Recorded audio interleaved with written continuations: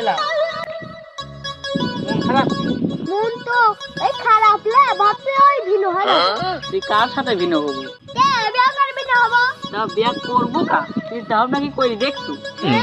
ওই আমার চিন্তা ভাবনা কোডাই আছে। কিন্তু এই বিল্লা তোকে একটা কথা কব, খুব ভেবে চিন্তিত উত্তর দেব। কি কথা কবু? বল দেখি। কে বিল্লা আমার আব্বা আমাকে মুসলমান দেয় না কে? এ পাগল, তোর বয়স হয় নাই?